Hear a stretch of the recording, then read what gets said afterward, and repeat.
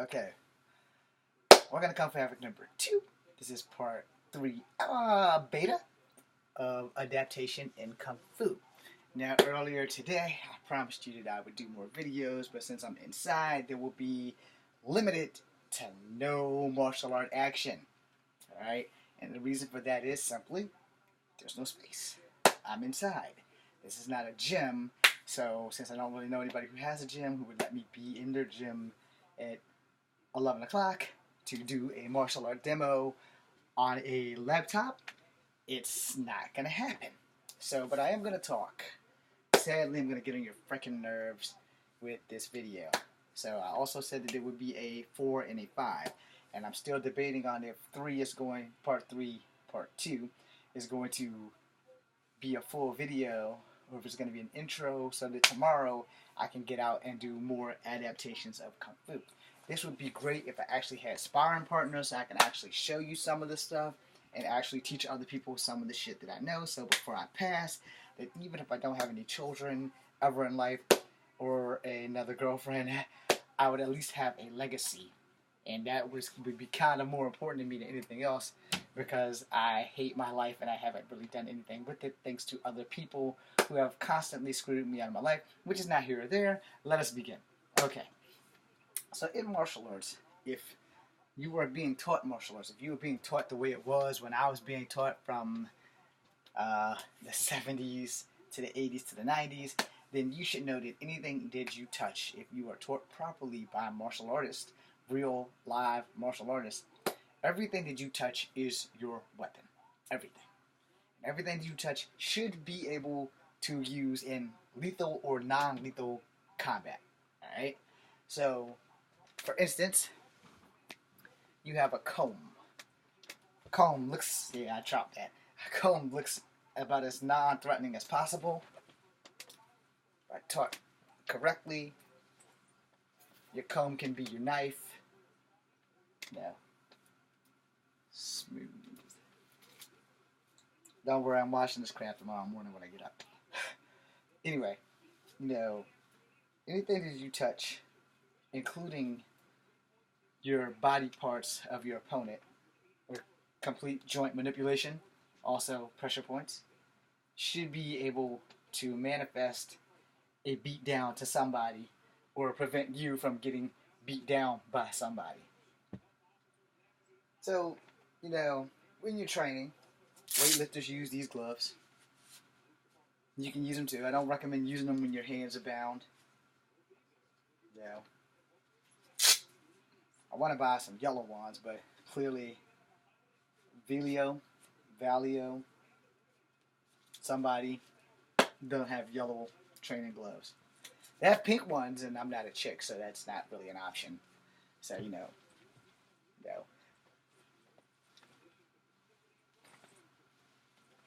Don't worry, that is actually my speed. I cannot slow down or speed up a laptop because I'm just that damn stupid. Now, my other laptop, I can put ghost trails on that damn thing, which is not here or there, but so slow, speed. Alright? 1, 2, 3. Now speed. Okay, those are short jabs. And so, in a fight, you have to be able to adapt between long jab, short jab. Long, short. Long, short. Yep. You got to be able to rotate. In the snake, you have to be able to rotate. So the thing about having lightning quick speed is that you also need lightning quick accuracy. So in a fight, you need to be able to adapt. And the reason why I keep making these adaptation videos is the simple fact that fights change periodically. Fighting styles change per person. If you are learning Taekwondo, when you start teaching Taekwondo to someone else, you will completely change the style that you were taught to your style. And your style will be taught to another person who will change the style to their style. Henceforth, when Yip Man taught Bruce Lee took all of the forms and katas out of Chinese Kung Fu, out of Wing Chun, because in case you guys forgot, Yip Man is the descendant of Wing Chun, and Yip Man only did Wing Chun Kung Fu, as well as some Shaolin and some Chinese shadow boxing. Now, I could be totally wrong on the last two things, but we definitely know that he is the descendant of Wing Chun, unless I've been misinformed. So we're going to leave it right there. But when you're fighting, if you're going to switch off, the reason why I said you have to adapt, these are my favorite blocks. Here, not these. Because, when you're taking karate, you're here, and then you got to go here, and then the transition. I mean, that takes way too long. And the second that you bust this stance in a fight, they're going to know you know Kung Fu or karate or some martial art, and they're going to just eat your ass up. Because a lot of things that a lot of people don't understand when you're doing martial arts, you stay in a fighting stance. You stay in a simple, straight-up boxing fighting stance. You don't break into a horse stance. Because they know, okay, so this guy, he's got yay so much range by the way his feet are separated. If he's like feet deep, they're not going to come right at you when you take a deep seat. Because they're knowing, all right, if I come at him while he's taking a deep seat, what can I do? Because if he has a solid stand and he's down in horse stance and he throws a punch at you, you're going to block. Here's reality. When you take that horse stance, that deep horse stance, that butt out twerking horse stance, the guy across the battlefield is going to be like, okay, this fucker knows karate. Let's see what he got. And when they come at you, they're probably going to try and charge you. It's really hard to take an axe kick from a deep horse stance. I'm not saying it's impossible. Remember, this video is about adaptation. But it's really hard to take a straight up, come out of the horse stance, move into the position to get an axe kick off. And if you're going to do a tornado side kick or taekwondo side kick, or a regular side kick, now a lot of people fail to understand it. Depending on who teaches you taekwondo, my taekwondo side kick isn't the same as someone else's. Because of the simple fact that Master Ennis taught us with our taekwondo side kick is that we chamber up, over, out, back, down. That's a lot of time for someone to, when my leg gets here, to just, whoom, buffalo charge me. Takes too long. Taekwondo has made its resurgence, and there are a lot of great Taekwondo experts out here. In another video I said, and I specifically will stand by this, you will never truly become a master of martial arts. You only become a master of yourself. But you can become an expert at martial arts. And the reason why I say that because expert doesn't sound permanent, where master does sound permanent, but you can't truly be a master if human beings and skills are forever evolving. That's what I meant by that. I mean, you could be a master if you really want to call yourself a master, that's fine. But the truth be told is, how can you master something that is constantly evolving? Martial arts is constantly evolving. You can't master everything, but you can damn sure adapt. And that's why I'm calling these things adaptation of martial arts. The thickness of it is that if you are going to be in a fight, and how you train in that dojo is how you're going to fight for real. Now, if you're in a controlled environment, cool. If you're on the streets, cool. But the key word to this whole thing was the word adaptation, because you need to adapt. Someone throws jab. This is a southpaw. So he's jabbing, boom. So you're not a southpaw. You're standard. So he's jabbing, boom, boom, boom. You're going to need that quick block up there because he just did this. Boom, boom, boom. Haymaker. Now what if he goes boom, boom, uppercut? So your block will be boom, boom, boom. You're going to block that uppercut because he's throwing an uppercut. So you can throw an uppercut to block it, or you can bat it down. It really depends on what's going on at the time of the fight. Which is another thing why I said you have to adapt. Because when you were fighting, you ain't thinking, he's throwing 2 jabs and an uppercut. You're thinking, oh shit, this is fucking happening. What do I do? This is where your training is most important. Alright, so before I go any further, let me first apologize to all the martial artists in the world that I'm going to piss off because I am a truth teller. And the thing about being a truth teller is, people don't like hearing that shit. Alright? They don't. They don't like hearing that shit. They don't want to hear that shit, and they can care two shits, and they will do everything they can to prove you wrong. Alright? So here's the thing. You're in a fight, you know. You don't know if someone's going to throw a knee, an elbow, an uppercut, a jab. And you don't know how they're going to fight until they get into the fighting stance. And 9 times out of 10, a good fighter's going to tell you, bob on the balls of your feet. Your heel should probably only touch the ground when you're defending. Like when you're blocking, your heel should probably only touch the ground then. And you can watch some of the UFC fighters and check that shit out.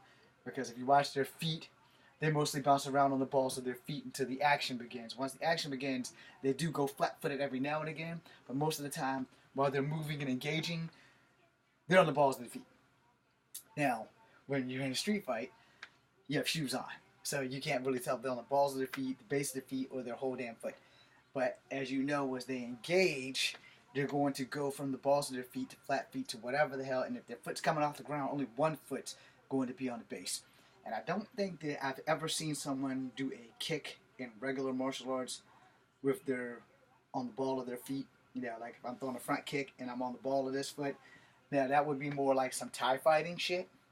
So I've watched some Thai fighting videos, and some of them do be on the balls of their feet while they're throwing another kick. It's not impossible, it's highly unlikely, but it can and have been done. So, you know, I'm not going to stand on my bed to show you that, but, you know, the whole thing is your preparatory action of movement has to be lined up. Now, I can tell you, I've seen some weird shit.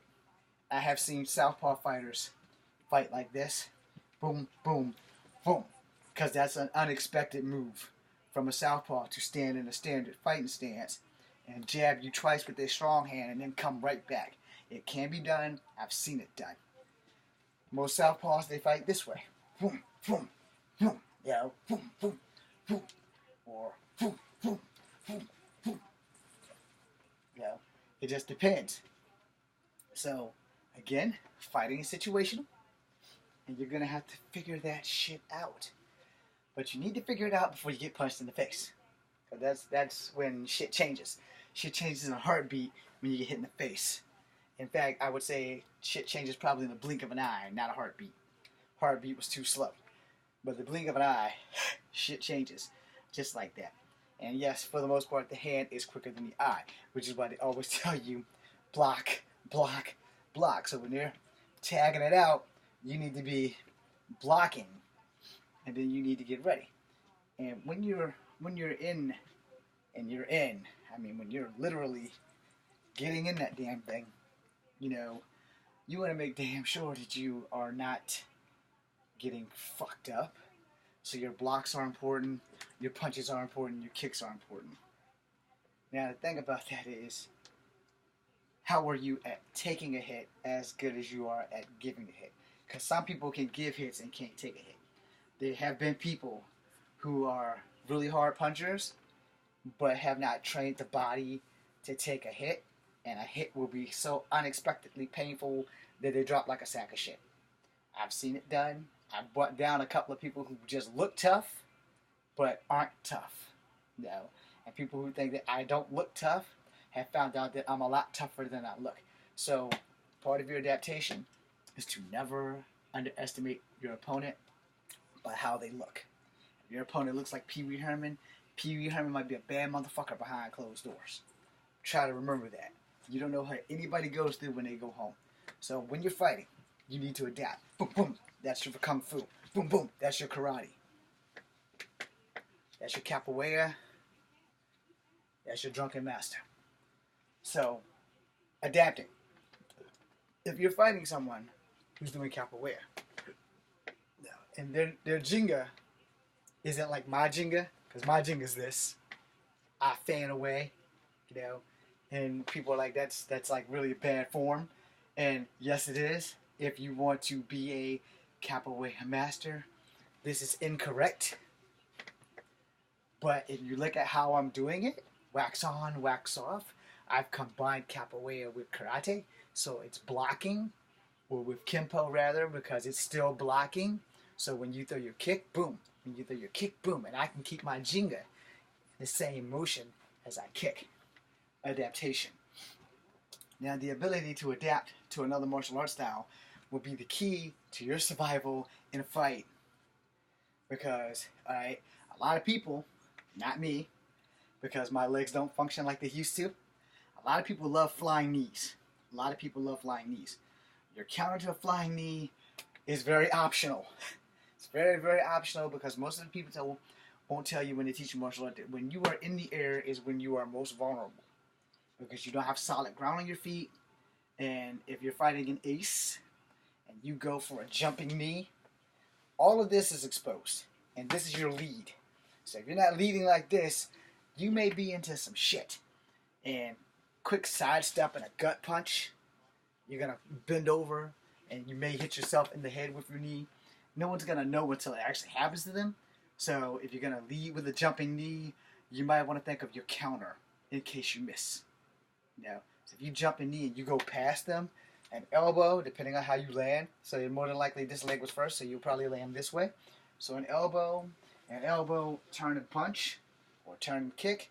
But you also have to figure out, where'd the guy go that you missed? Because if you knee and he sidesteps but he doesn't do anything, he hasn't moved. And depending on where your momentum carries you, depends on how far you're going to have to work to get back and closing that distance to get to his ass. But again, if you're fighting an ace and you jump and fly a knee, he sidesteps, puts his guards up, and he strikes you in the gut at the same time, it's pretty much a done deal that you're going to the mat, to the ground, depending on where you are. And that flying knee may have cost you the fight. So I'm going to be honest. If you stick with basics, you got a better chance of fighting and winning and surviving versus trying to do all the fancy shit that you see on TV. There's a reason why it's on TV. It looks cool as fuck because it's on TV. But when you are in the midst of a real fight, you want to keep it to basics if you want to get through the fight without getting your ass kicked. Secondly, if you're in a controlled environment, you have 3 5-minute rounds or 5 3-minute rounds, and you're going to be able to pull rabbits out of your hat, okay? Or in any case, you're going to pull bar soap out your ass. Because 9 times out of 10, if you take a chance at the right moment, if you're feeling it, you may nail them with the tornado kick. If you watch some of these videos on YouTube and Instagram and Twitter about tornado kicks in tournaments, tornado kicks works in tournaments for the simple fact that most people don't expect to land that shit. They just got a little cocky and decided, hey, I'm going to try this shit.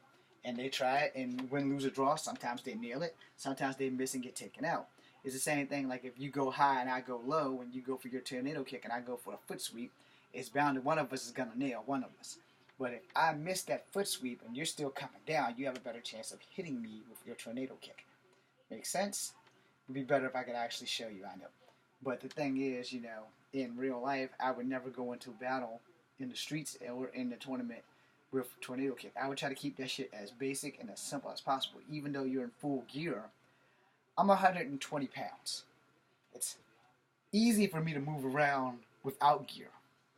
It's hell if you actually put on that full vest, the gloves, the headgear, and the foot protection. It just made me 140 pounds. Because these things here, they weigh about like 5 pounds each. And these carry so many ounces in gloves, and your headgear weighs at least a pound, maybe less, more or less. The foot shin guard thing, not to mention the cup. All those things have some weight to them. So them plus your weight plus gravity gives you a little less mobility. Where when you're fighting in the streets, you got what you got. So you better have some skills, and adaptation is everything. If you are not a strong fighter, adaptation is your savior. And that is one of the things when I posted the videos about the pole technique, when you're training with the pole.